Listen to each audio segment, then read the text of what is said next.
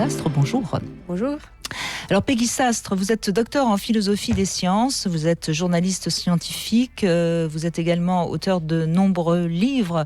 Le dernier, Comment l'amour empoisonne les femmes, aux éditions Anne Carrière, qui est sorti d'ailleurs peu de temps après cette fameuse tribune.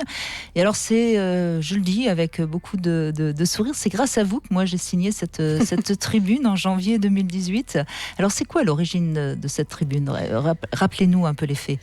Alors l'origine, elle est assez amusante parce qu'en fait, ça a été la conjonction de deux idées indépendantes donc qui se sont rejointes. Moi, ça devait être en fin 2017, en octobre ou en novembre. En fait, tout de suite, très vite, j'ai eu l'impression que tout ce qui était autour de l'affaire Weinstein, de MeToo et de surtout Balance ton porc prenait vraiment des atours de panique morale. Donc en fait que ça partait de très bonnes intentions, effectivement, qu'il y a des comportements inacceptables, que ce soit dans le travail ou pas dans le travail entre hommes et femmes, et que sur ces bonnes bases. Comme souvent, en fait, quand les causes nous semblent bonnes, la raison s'affole et même la raison disparaît. Et donc voilà, je me sentais très seule avec cette peur, cette impression que les choses n'allaient pas bien. Et j'entends en fait une après-midi. Catherine Millet, qui était interviewée sur France Culture au sujet... Je précise, Catherine Millet, c'est notamment celle qui a écrit La vie secrète de Catherine M. La vie sexuelle de Catherine M., rédactrice en chef d'Art Press et écrivain aussi. Donc elle était venue sur France Culture pour présenter son livre sur D.H. Lawrence. Et la journaliste lui pose des questions sur Balance ton porc. Et au début, on voit que Catherine Millet est pas à l'aise avec ça, elle veut pas en parler, elle est là pour parler de son livre, donc l'échange est un peu crispé, et finalement elle répond aux questions que la journaliste lui pose, et elle a eu une parole qui vraiment, qui m'a fait comme un bol d'air en fait. Je suis plus seule je suis plus seule à avoir cette crainte que MeToo et Balance ton porc est en train de partir complètement en sucette, qu'on confond des abus et la séduction, quoi. Et on confond les abus. Je crois que c'était le terme qu'elle a employé qui me revient. On confond les abus et une peur du sexe. Donc voilà, une peur de tout ce qui est c'est séduction, etc. Donc je la contacte, on se voit. Et quand on se voit, elle me dit c'est marrant parce que il y a quelques jours, Sarah Chiche, qui est une amie que je connais, m'a contactée à peu près sur le même sujet. Et elle en particulier, elle était dans un travail éditorial. D'ailleurs là, son roman vient de sortir, Les Enténébrés. Donc elle était dans un travail éditorial avec une éditrice qui lui a dit texto, mais vous savez, aujourd'hui, dans le climat actuel, la vie sexuelle de Catherine M ne pourrait plus sortir. Et ça lui a fait un coup de poing dans le ventre. Je sais pas quel effet ça lui a fait, mais ça l'a vraiment choqué parce que, pour elle comme pour moi, La vie sexuelle de Catherine M est un livre vraiment, c'est un monument à la fois de la littérature et même de la psychologie des femmes, etc.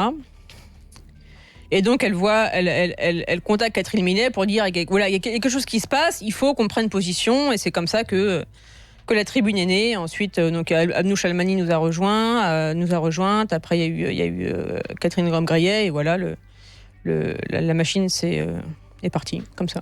Voilà. Et donc cette tribune, elle a été signée par 100 femmes. Elle est parue, je ne sais plus, je crois que c'était le 7 janvier, quelque chose comme ça. Voilà. Et ça a été tout de suite une sorte de gure entre les féministes de Balance ton porc et nous, tout à fait. En quelque sorte. Déjà, ça a pris une tournure. Qui, moi, en tout cas, j'avais pas les autres femmes non plus, n'en avaient pas du tout prévu, parce que Catherine Deneuve a signé, donc ça a fait le tour du monde. Et tout de suite, en fait, on a été, prise dans une espèce d'antagonisme, que si on dénonçait les excès de Balance ton porc et MeToo, c'était forcément qu'on était contre. Alors que non, enfin déjà. De toute façon, la première phrase de la tribune, c'est le viol est un crime. Donc on était clair. Le premier truc, on va encore le répéter. Le premier truc, c'est que le titre était mauvais. Le titre de la tribune, qui d'ailleurs a été gardé dans la version papier, mais sur la version web a été changé. Le titre vrai, enfin le bon titre, c'est Des femmes libèrent une autre parole. Donc là, c'est juste pour ouvrir un débat et pas pour creuser des tranchées. Et ça a été repris dans le monde web sur nous défendons une liberté d'importuner indispensable à la liberté sexuelle. Donc la liberté d'importuner indispensable à la liberté sexuelle a été sortie de son contexte. Tout de suite, on s'est focalisé. Toujours, de toute façon, comme toujours depuis que les réseaux sociaux existent, c'est-à-dire qu'on ressort une phrase de son contexte. Mais pas seulement pour les réseaux sociaux, c'est aussi, c'est principalement là, la stratégie commerciale du monde me restera toujours en travers de la gorge, quoi. C'est le truc. Ils savaient que ça allait buzzer pour des mauvaises raisons. Ils s'en foutaient, en fait, quoi. C'était le truc. Pour eux, ça a été rentable, parce que il y a quelques temps, ils ont sorti les meilleures audiences de l'année. On est 10 ou 11 de tout 2018, donc c'est. Et alors, moi personnellement, je viens de le dire en présentant cette émission, moi je regrette pas de l'avoir signé, même si je suis peut-être celle qui en a payé le prix le plus cher, suite à cette phrase que j'avais dite donc sur un débat sur BFM Télé. Vous regrettez ou? Ah non, pas du tout. Enfin si, pour le coup. Là, je vais revenir, si vous me donnez un peu le temps, sur cette histoire de désolidarisation par rapport à vous. Ça, c'est quelque chose que je regrette. C'est quelque chose qui n'aurait pas lieu d'être, qui n'avait pas lieu d'être. Moi, dès le départ, j'ai été contre. Mais vous savez comment ça peut se passer quand on est en minorité quelque part. C'est difficile de se faire entendre. En plus, moi, j'étais dans un contexte, j'avais un travail à rendre, j'étais en retard, j'avais pas dormi, enfin et puis j'avais pas prévu. Pour moi, la tribune était sortie, voilà, j'avais fait mon job, j'avais pas du tout prévu qu'il allait y avoir un service après-vente aussi dense à assurer. Et voilà, est-ce que je regrette? C'est le communiqué qu'on a fait. Ce que vous avez dit est vrai, et même si ça n'avait pas été vrai, mais le fait est que j'insiste que c'est vrai. Une partie des femmes violées ressentent de la jouissance pendant leur viol. C'était votre parole singulière. On n'était pas, c'est cette espèce d'idée que toutes les signataires étaient, reliées par une espèce de, une contamination. Tout ce qui nous. Mais je crois que ce qui a fait peur. On était liés par rien d'autre que par le texte, quoi. C'est oui, tout. Oui, Est-ce que chacune d'entre nous disait avant ou après? Non, mais moi, comme ça, avec le recul, et c'est d'ailleurs comme ça que je l'ai ressenti sur le moment. Je pense que beaucoup de signataires ne s'attendaient pas à une telle violence contre elles. Tout à fait. Ouais. Et en me désignant, si je puis dire, comme le bouc émissaire, la victime expiatoire. Ça les soulageait et la violence se détournait plus sur moi et moins sur elle. Je pense que c'est tout simplement ça.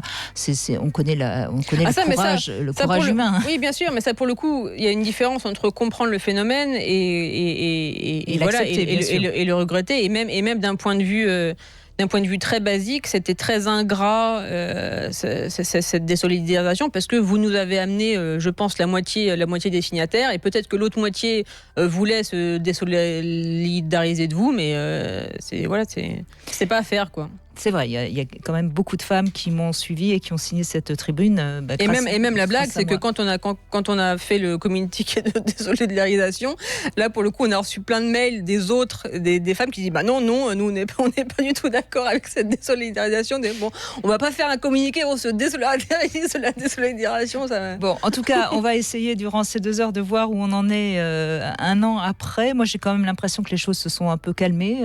Et vous, Peggy Sastre? Je pense qu'elles se sont calmées d'un côté, mais que d'un autre côté, qui est peut-être plus une niche, elles se sont crispées, quoi.